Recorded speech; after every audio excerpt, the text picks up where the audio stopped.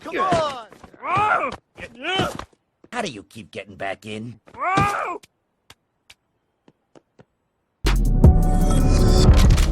What's up, guys? Boy, Benny. I know the feds raided Mar-a-Lago, but I don't think it had anything to do with Donald Trump's documents. I think it had everything to do with them trying to find the Fountain of Youth. Who wouldn't want to find the Fountain of Youth? Or the Fountain of Height? Look at Barron Trump and Donald Trump. This is not a Photoshop. This is Barron Trump and Donald Trump. Donald Trump is edging towards 80 years old. Dude has never looked better. Barron Trump is edging near starting center position for the New York Knicks. 6'7". Barron Trump. 6'7" Barron Trump towers over his mother Melania, looks angelic in White House Easter brunch Mar-a-Lago. Barron Trump being a total and complete alpha, walking through Mar-a-Lago and giving the old thumbs up. Look at this. This went viral over the weekend. You can see Barron here in the yellow tie, stunning Melania with her father. Barron Trump giving the alpha thumbs up as he and Melania walk by. The headlines are quite interesting, by the way, from all of this.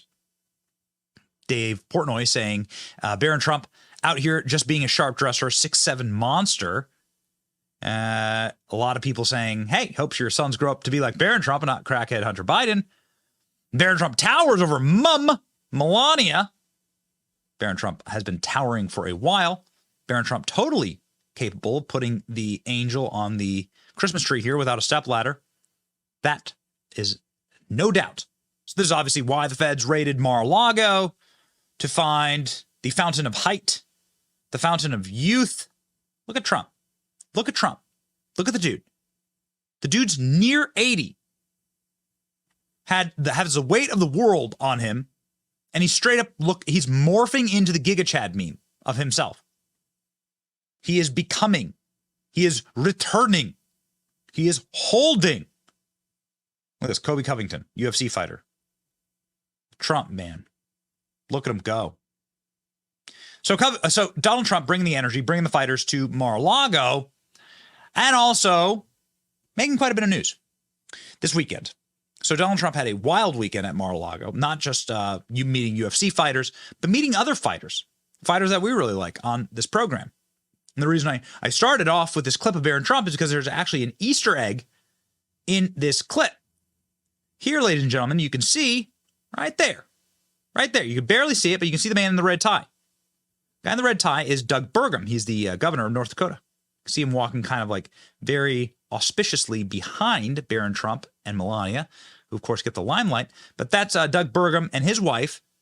He's the governor of North Dakota, and he's rumored to potentially be on Donald Trump's short list for vice president or a cabinet position or chief of staff.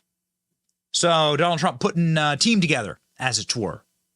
Also at Mar-a-Lago, Vivek Ramaswamy, who of course many view as a favorite for the VP position. Vivek Ramaswamy was at Mar-a-Lago receiving an award, and Donald Trump got a chance to chat with him from the stage. What did Donald Trump say? Let's have a listen. What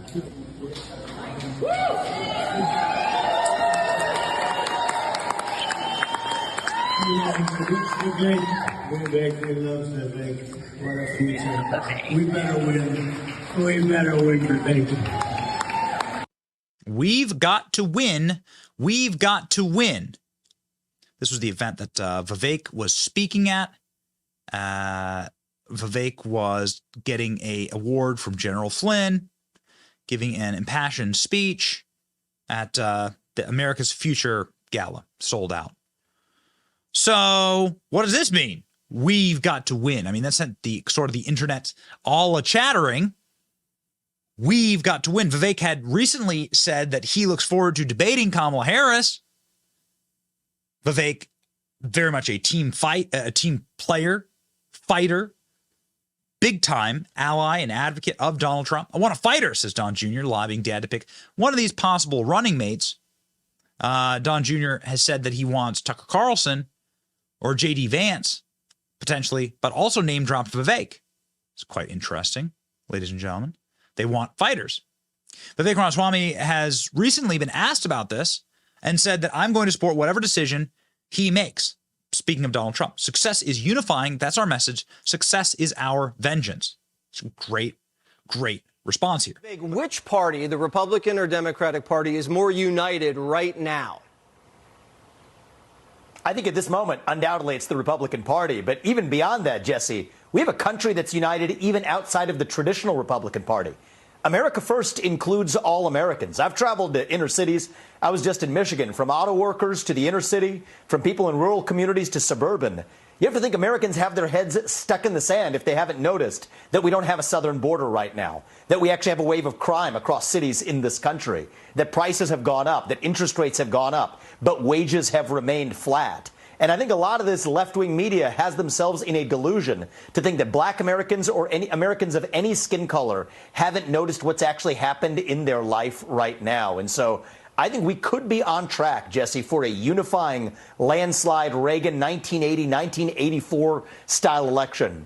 If we make this as a party about what we actually stand for, restore the rule of law, seal the southern border, restore merit to economic growth in this country, success is unifying, and I think that's our message, and I think we're going to be very successful, and the Democrats are going to be licking their wounds if we stay on message. CPAC had a poll about VP candidates over the weekend. You were, I believe, first or second or tied for first, something like that.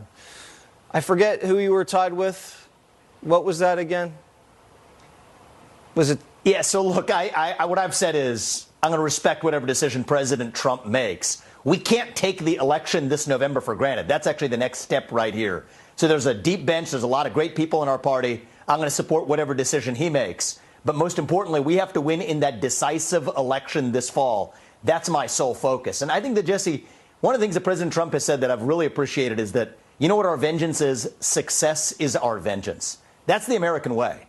I think we live in a 1776 moment right now where what our founding fathers would say is, you know what, pursue excellence, do it as one nation, and if we do that, we're going to be successful. All right. Success and a little bit of vengeance. Just a little bit. Just like for dessert. Vivek, thank you so much. Now, obviously, you've seen Vivek on stage with Donald Trump. The two of them get along really swimmingly. I know for a fact, I mean, I've seen polling myself that Vivek would really help Trump in a certain key demographics, independents, libertarians. Vivek's polls great with. Vivek polls great with young people and with first generation immigrants, not criminal aliens. Those will be going for Joe Biden. Joe Biden importing 10 million new voters for himself. But Vivek, very strong with legal immigrants and legal first generation immigrants, of whom I believe Vivek's parents are to this country. And so it will be very interesting. Now, Bloomberg is reporting that Vivek Ramaswamy is off the VP list. It's very, very interesting. This coming from Bloomberg, could be fake news. Donald Trump has called Vivek perfect and effectively talking to Vivek about, well, fixing the country together. You need a VP chance here. You're the VP, like how the entire room is chanting that. Good to see you guys. Thank you. Thank you. Thank you. Wow, how was that? Pretty good, right? That was pretty good. And he's a fantastic guy. And he's really, he's got something that's very special because he started off with a Zippo and he ended up very strong. He did a great job. I was actually surprised when he called because he was doing well. And it's an honor to have his endorsement. He's going to be working with us, and he'll be working with us for a long time. He'll be working with us for a long time, Donald Trump says to Cheers. Recent reporting says that Donald Trump has nixed Vivek from the VP list. Bloomberg reporting the former president has told Vivek Ramaswamy he will not tap him for that particular job, though he is reportedly in contention for DHS secretary. Bloomberg says Kevin McCarthy is in the running for chief of staff. No word on whether he wants that job. And for attorney general, Senators Mike Lee and Ted Cruz. The Bloomberg piece says the former president has cooled on Senator Katie Britt, but is impressed. Okay, so ladies and gentlemen, this is what Fox News is reporting says is the shortlist for vice president.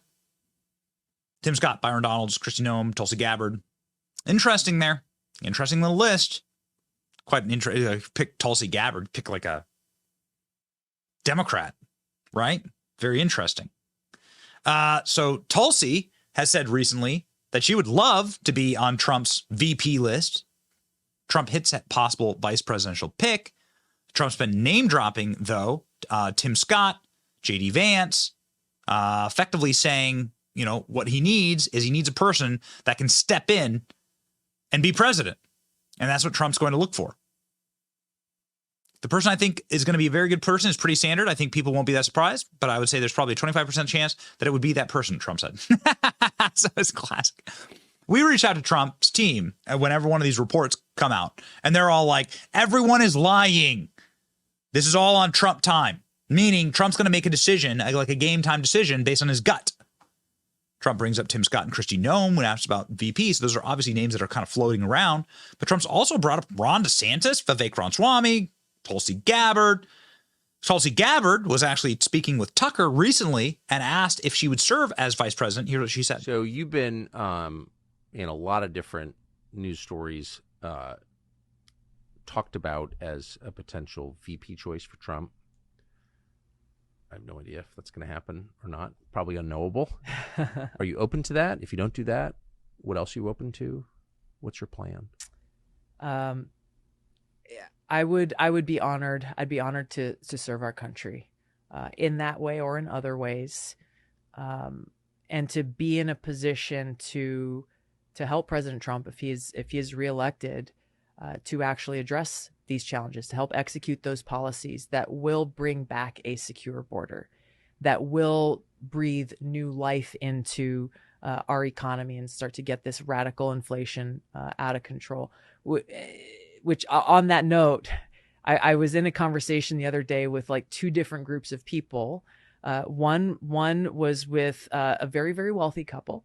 And they were saying, well, gosh, you know, and they're not fans of President Biden either, but like, you know, the economy is not actually that bad. The stock market's doing all right. And, you know, it's not really as bad as a lot of people are saying it is. And then the next conversation was with people who are not part of that wealthy class, who were talking about, you know, a loaf of bread is 3 times more expensive today than it was 6 months ago or a year ago. Basic necessities, electricity, food, medicine, all of the things that people need just to live and to try to live in a healthy way are far more expensive, but they're not making a whole lot more. The dollar is going, you know, not going nearly as far as it needs to in order to be able to afford this inflation.